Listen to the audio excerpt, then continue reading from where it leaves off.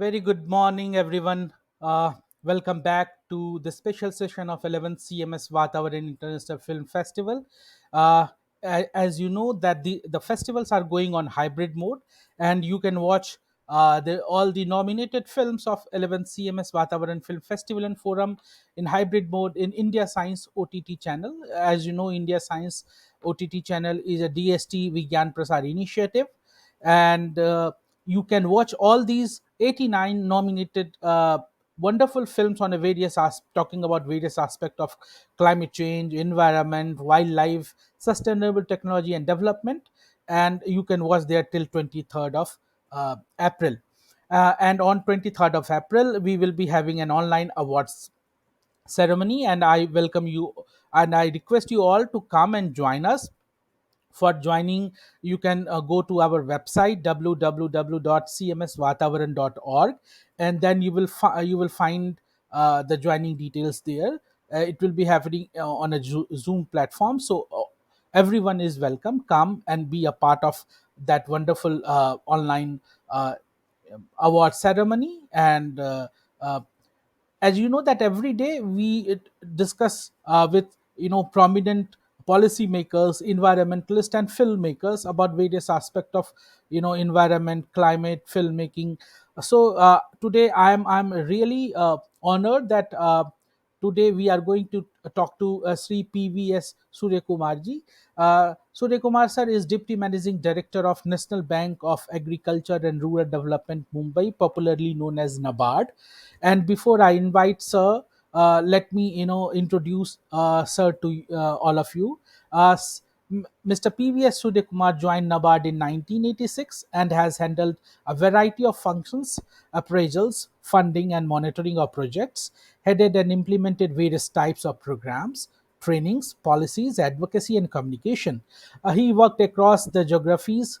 Uh, he worked in Madhya Pradesh, Uttar Pradesh, Maharashtra, Andhra Pradesh, Gujarat, West Bengal, New Delhi, and in Karnataka also. Uh, Academically, he obtained a master's in plant genetics from the Indian Agriculture Research Institute, New Delhi, in 1986. He is a Commonwealth scholar and obtained masters in sustainable development this uh, from UK in 2010, and he undertook the 25th Management Education Program at the IIM Ahmedabad in 2001. He is also an associate of the Indian Institute of Banking and Finances, and he is an author of cases, contributed to newspapers on policy issues, and published two books on cases and sustainable agriculture. And today we will be going to discuss about him of the role of Nabard and its. So let me have the honor to invite Mr. Surya Kumar, sir. Sir, very good morning to you, sir. Sir, sir, yes, sir, yes, sir. Very good morning to all of you, and good morning to you, Savisachi. Thank you very much, sir, for accepting our invitation and decided to joining the session, sir. So, sir, before we discuss about Nabard and its various work and regarding agriculture and climate change and let me ask you, sir, like about you, sir, how and why you have decided to join Nabard, how was your journey? I was a student at the Indian Agricultural Research Institute, we popularly known as BUSA Institute. Yes, sir. So, in 1986 and 1985, NABARD came and recruited a few people Yeah. from this institute and the Institute of Rural Management and the IIM Bangalore and Yes, sir. IIM Ahmedabad. Yes, sir. And they gave a very promising opportunity to work across the country because it is an all Mhm. India job. And whatever I have studied for 4 years and 2 years, 6 years, I can really use it in practice because NABARD deals with virtually anyone and everyone who deals with agriculture and rural development. We deal with the governments, we deal with the government of India, we deal with the foreign donors, we deal with the NGOs, we deal with the people on the ground. So that was Mm. a very formidable opportunity when I was selected by NABARD in 1986. Mhm. and there was no looking back. As you introduced me to the audience, I worked across the country in Yes, nine sir. states, and virtually every part of the country I have seen. I know what works in a particular place, what doesn't work in a particular place. So when we make a policy, while we are an all India organization, we also are very acutely aware what works in one state may not or will not work in the other state. So we make those necessary tweakings, modifications. Ultimately, ultimately, the people in rural India, can we add few more rupees as compared to what they are getting? So Mhm.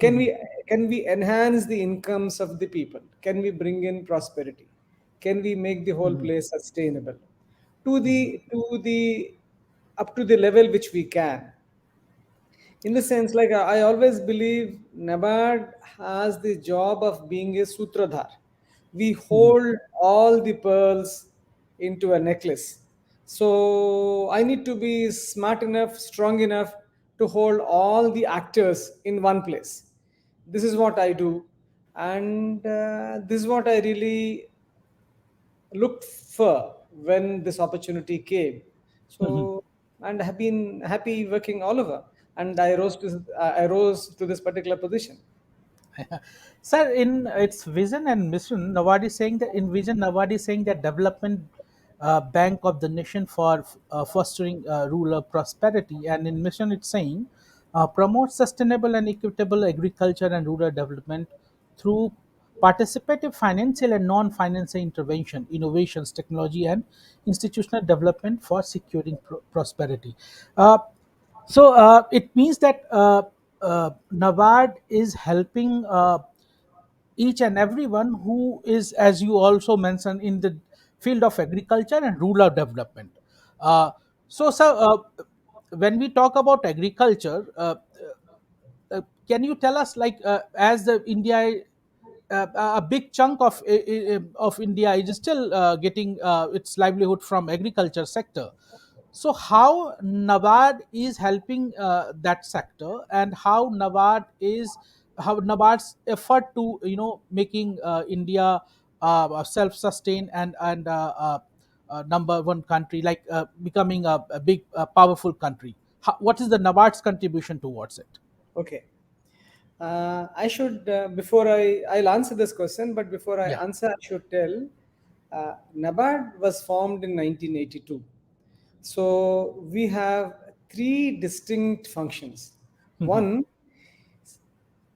One is supervision of the rural financial institutions, Mhm. the regional rural banks, state cooperative banks, district central cooperative banks, land development banks. We call it rural development banks also. Mhm. We supervise them. Mhm. We supervise them and see whether they conform to the norms set by the Reserve Bank of India, by the Government of India, so Mhm. that they deliver what they're supposed to deliver. Mhm. So we have a business function Mhm. which we give money to the banks, to the banks. It could be a commercial bank, so cooperative bank, a regional rural bank, to Mhm. enable them do what is supposed to be done. Mhm. Three, we give money to the state governments to create necessary rural infrastructure which will give a fillip to the rural economy. Okay, sir. And three, third important function is we work with anyone in the civil society to create that development impetus across the country. Mhm. In the sense, like, we believe we are a very small organization. We are around 2,300 officers across the country. Mhm. But our strength is not this 2,300 officers. Our Mhm. strength is the partnerships we have. Like, we Mhm. believe we are like a banyan tree. Banyan tree is not big because of the trunk. Banyan tree is big because of the prop roots, and then it spreads all over. Yeah. Like the famous banyan tree you have in Calcutta, which is Yeah. supposed to be very, very big. So Mhm. our strength lies in our partnerships. We why What we believe is, if I enable that actor to do, Mhm. automatically my work gets done. My work is what? My work, as I said, ensuring rural prosperity is my work. Mhm. Two, whatever I can. So what are the instruments I have? As I said, instrument I have is, as I said, supervising them to deliver, Mm-hmm. giving them money. Say, for example, when talking about agriculture, I give money to the regional rural bank. Nabard gives money to the regional rural banks and the cooperative banks to give money at a lower rate of interest so that they deliver crop loans at a particular rate of interest. Mm-hmm. So we also provide an element of subvention to Mm-hmm. the regional rural banks and the cooperative banks to enable them fund long-term agricultural projects to create what you call capital formation in agriculture. Mm-hmm. So we work with the commercial banks also on the similar lines. So we also work with development organizations. Say, for example, one famous example which I would like to give. So Mm-hmm. all of us see the pictures of rice being cultivated. Yeah. Many of us think rice can be cultivated only when there is a knee-deep water. So Mm-hmm. that is what has been taught, or still is being taught in Mm-hmm. agronomy classes in agriculture. That is what I Yeah. studied long back. But when we came across an example, there is no need to suffocate the rice by putting almost a foot deep water. You give Mm-hmm. water whenever the plant requires, and when you don't suffocate the plant will put more tillers. More tillers means more panicles. More panicles means more crop. Yeah. So when this idea was put up by a few people from Cornell in US, and when they worked with several development organizations, we said, hey, this is working. There is, like, for example, there is no need for me that I need to get a validation from XYZ. If I think something is working on the ground, I don't Mm-hmm. mind, as NABARD, to support that particular enterprise, support that Mm-hmm. particular civil society organization, which Mm-hmm. will demonstrate that to scale. So SRA cultivation of rice, system of intensification, is one very strong example, which defies the so-called conventional knowledge, but it is Mm-hmm. delivered. Why I'm giving this example? Any such offbeat idea, Mm-hmm. which have a ability to work, we support. Yes. We have Yes. been supporting many watersheds and the orchard tribal development projects across the Yes. country. We have invested um, around 4,000 crores in the past 17, 18 years in 25 lakh hectares, making them sustainable, making Wow. them participatory. So I believe whatever NABARD does should stand as a beacon of hope, should stand as a best practice so that someone will practice. Suppose someone will say, oh, that works only in XYZ geography. No, we want such best practices to be there in every possible place. Okay, sir. So, sir, as you know, sir, that one of the biggest issue which we are facing today is climate change and the global warming.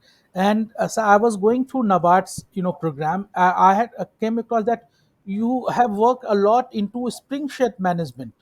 Uh, because you had worked extensively all Indian Himalayan region, and uh, uh, one of the biggest problem of this global warming is like dying of these streams. So, sir, can you tell little about how Nabard is contributing to mitigate this climate change, or empower the people to deal with the ill effects which is happening in different part of the country, in especially in the Himalayan region and then in coastal regions, sir? Okay. Uh, First, the spring sheds which you're talking about, we Yes, work sir. with an organization called as Aquadam, which is based in Pune. Himanshu Kulkarni and his colleagues, who are the key players who propel this particular organization called Aquadam. We learned this concept from them, and especially in the hilly regions, springs used to be there, and because of misuse, because of when you completely denude that particular place of the tree cover, so whatever water falls through the precipitation, it doesn't go into the subsurface and it flows away. When it flows away, it also takes a little bit of whatever little bit of soil available through erosion, and then it runs off. So in the spring shed program, what we do is, we basically, it is a watershed program where we harvest water which drains into a point.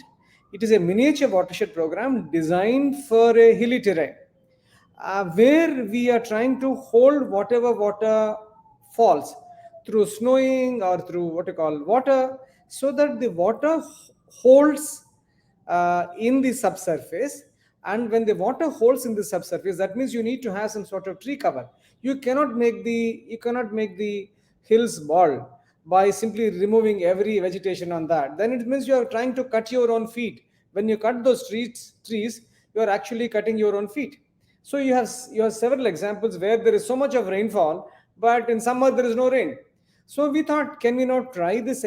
Can we not try this, rejuvenating the hill streams? And that is where we started the spring shed program. When we started the spring shed program, many people said, "Oh, how does it really work?" We said, "What do we lose? Like, we are investing some amount of money. If it doesn't, say for example, it is not in the textbook, so what? So as long as it works, it works." So we believe, using our own understanding and erudition, we say whatever works, whatever we think it is worth investing in a development idea, we invest. And spring sheds have been a remarkable success. We don't have many, we have few, and we are trying to add more onto it. The point is, whenever we do a project like this, we require a civil society organization which is local, which is dedicated. We can't have a consultant sitting in Delhi or Bombay to come and advise, hey, what is happening there? We want someone local there, who can take things in their hand, who can who can provide trust in the people and make things work. We work with such sort of people. Coming to the climate change, we implement three funds. One fund by the United Nations, called United Nations, it's called Adaptation Fund. We are the national implementing entity for that. Means we implement that project. Means there is some sort of standards this international organizations prescribe to select someone as a implementing agency. That means I receive the money as Nabard, and we implement the project on the ground. We oversee the project on the ground. We also implement the Green Climate Fund projects, and we also implement the projects of the National Adaptation Fund for Climate Change. It is a fund of the Government of India, Ministry of Environment and Forest. Ji. All these three projects are anchored uh, with us and with the Ministry of Environment and Forest of the Government of India. So right now we are implementing around 40 projects worth around 1900 crore rupees. Wow. See, the point is, while this could be a big amount of money, India requires much more amount of money. Should the money come from abroad? Should the money come from within the system? Is a big, like, who will continue? Like, it obviously the money has to come from within the system. The most ji. important thing is, when we're talking about adaptation, it means it has to be done at a large scale. It's typically on the public property, and it is the domain of the government. But we are so many of us living in the country, and each one of us can mitigate the climate change in our own small ways. It Yes. could be as small as not using extra water, as small as putting the lights when we don't require, Yes. to switching to solar. So the right now the effort is, we are working with some people. Can we make climate mitigation uh, into several activities which can mitigate climate change, can be financed by the banks? For example, solar lanterns, solar lights. So this is already happening. Can we? The Honorable Prime Minister is talking about, as talking about, so much power should come from the solar. Yeah. So each one of us should contribute in our own ways. And can we, from our side, we are trying to say, can we work with several partners to create bankable schemes Mhm. uh, which can mitigate climate change. So we are trying to do that. Incidentally, all the watersheds I was just talking about, those 2.5 million hectares of watershed which we have done, Yeah. 4,000 crores of money we have invested, and a huge amount of money is being invested by the state governments and the government of India on the watershed development.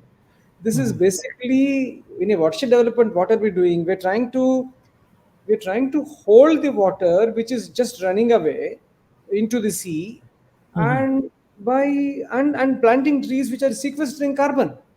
The Yes. amount of climate change work which is happening is considerable in the country. Only thing Mhm. is we require to have nomenclature to put a label. Oh, so many tons of carbon is sequestered by so much Mhm. of plantation done across the country. Mhm. Mhm. So we require those terminology, and people are working on that. G. G. So a good amount of work is being done. Yeah. I think So, more can be done. Ji. So, sir, as you were saying that you are doing a lot of work towards this climate change mitigation, and you are also doing a great work in the field of rejuvenating these streams.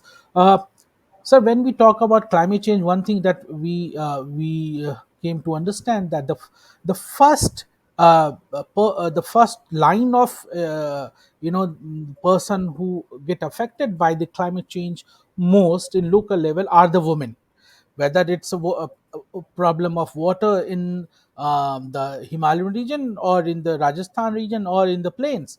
It's the women who have to walk miles and miles to get the water. When it comes about agriculture, like a big amount of uh, agriculture work are done by the women, and whom and which are getting least kind of recognition. So just wanted to ask, do you have something specific uh, uh, kind of schemes that uh, addresses the women in the agriculture or rural development sector, sir? Uh, there is one very huge program called Women Self-Help Group Bank Linkage Program. Okay. This particular program, this called SHG Bank Linkage Program. Then it Mhm. became the current avatar of the program is NRLM, National Rural Livelihood Mission. Okay. The self-help group bank linkage program was initiated by Nabard long Mhm. back. Governor Dr. Rangarajan uh, enabled us to Mhm. create this particular program, in the sense like we work closely with an organization called Myrada. It's a civil Mhm. society organization based in Bangalore. Mhm. Myrada, we funded Myrada to do an action research project, and Mhm. the out resultant is the SSG Bank Linkage Program. Mhm. And it went into several what you call iterations, and the current Mhm. iteration is the NRLM. This program became successful because we requested the then governor Dr. Rangarajan that, sir, Mhm. these are entities of women, Mhm. informal groups. Can we connect the informal groups to the formal banking channels? Wow. Hence, the self-help group bank linkage program came. Governor Mhm. Rangarajan was very considerate with this idea, and Mhm.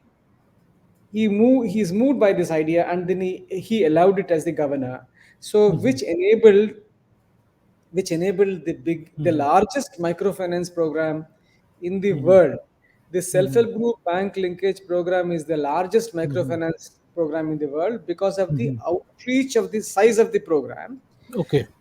And second thing is, it enables the strengths of each organization. It enables the strength of Yes. the woman, it enables the strength of the banks, it enables the strength of the civil society organizations, it enables the strength of the local governments. So all of them come together to enable women to save and get some more money from the bank, which they can Mhm. use for various purposes. Now Mhm. the issue coming to with your asking is, do women take money and invest in agriculture, like in the Mhm. sense like this particular money which they borrow from the banks, Mhm. or which they are a part of the self-help group linkage program?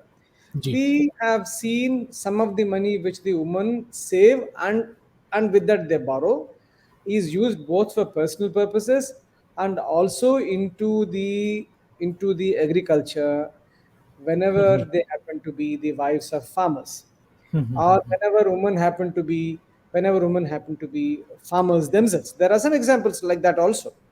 In some of the state specific programs, there is an element of woman in agriculture subcomponents of the NRLM. So where women take active part in promoting organic agriculture, promoting XYZ, which adds to the agricultural what you call portfolio of agriculture of what they are doing. Means women are like self-help group is a means to get them money, get them access to formal finance at a reasonable rate of interest, which they can use in agriculture, non-agriculture, and whatever. So yes, that is the work which we do with the woman. Okay, sir. So, yes, it's doing a great work. So, what right now? What is the priority for Nabard? And in 5 year of during these coming 5 years, what will be the main focus areas of Nabard will be, sir? Uh, as I said, the our act and our vision statement clearly say we work for the uh, rural prosperity is our ultimate avowed objective. Ji. Whatever is required to do that, we are doing. What do we prioritize? We prioritize on projects which are climate resilient. So we fund such projects. But as I said, I can I am an enabler. Means we should understand one thing.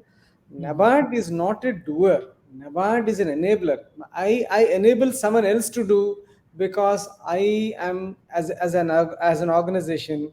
We are a very small organization, 2,300 officers. We are an enablers basically. So Nabard sits on NABARD sits on all fora from the block level committees to the district level committees to the state level committees to the national level committees. So we speak to the lowest person, the farmer, if you call it the lowest person, and we talk to the highest person, who is the policy maker, who is the what you call ministers who deal with this. This is my sweep. So as an organization, so the focus continues to be rural prosperity and whatever is required. Say for example, I'll give you an example. Yes. We created a program working closely with the government of India to fund some irrigation projects uh, which were not getting completed for the lack of funds. So we call it as a long-term irrigation fund.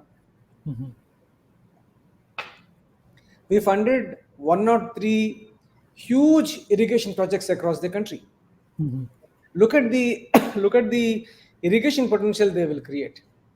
So that is a contribution which we have made. There's one example which we're talking about. Ji. Ji. So we would continue to look for what exactly is required at this point in time, and go and say how do we really do.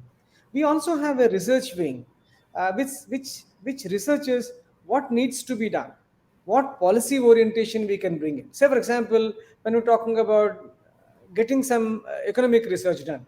Many people say, "Oh, I want to do research for 5 years, 10 years." No, no. We say, no, no, no. We just simply want you to tell us what need a particular. You take a particular problem and look at in a defined period of time, 8 months, 9 months time, and the output of it should be of use to the policy maker. Means so that I know it intuitively as Nabard when I go and see.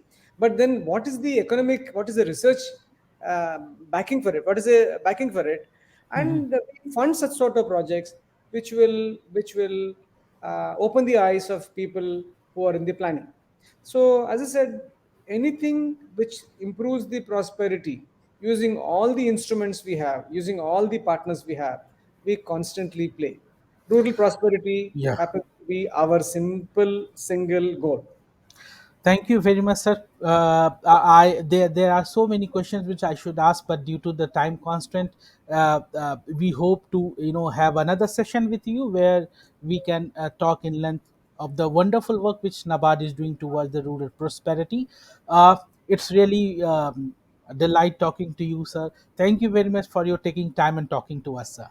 Thank you so much. And I would request the viewers, we whatever work we do, we work with several students across the country. We document them into 4 or 5 minute films, and we Yeah, put them on our YouTube channel called Navad Online. It presents the various facets of the work we do. yeah, Please log in and see. We have around 200 odd films, and we have viewers from across the world, around 250 odd countries. What you call Viewers are there from 250 odd countries who are seeing these films, the best practice films which we have done. yeah, And I would request you to go look at them, please, at your leisure. yeah. Thank you, Savisachi. Thank you for giving me this opportunity to be with you all. Thank you very much, sir. Have a Thank you. great day, sir. Uh, Friends, this was PVS Suryakumar sir were talking about the various work which Nabard is doing toward the rural prosperity. I hope you must have liked the information and the discussion. If you have any question or you any suggestion, please do write to us at info@cmsvatavaran.org, and please don't forget to log in at 4 o'clock to come to watch a wonderful session with Padmaswan uh, uh, Dr. Joshi, who's also popularly known as Mountain Man. So we will be talking to him at 4 o'clock. So see you there. See you then. Have a great day. Thank you.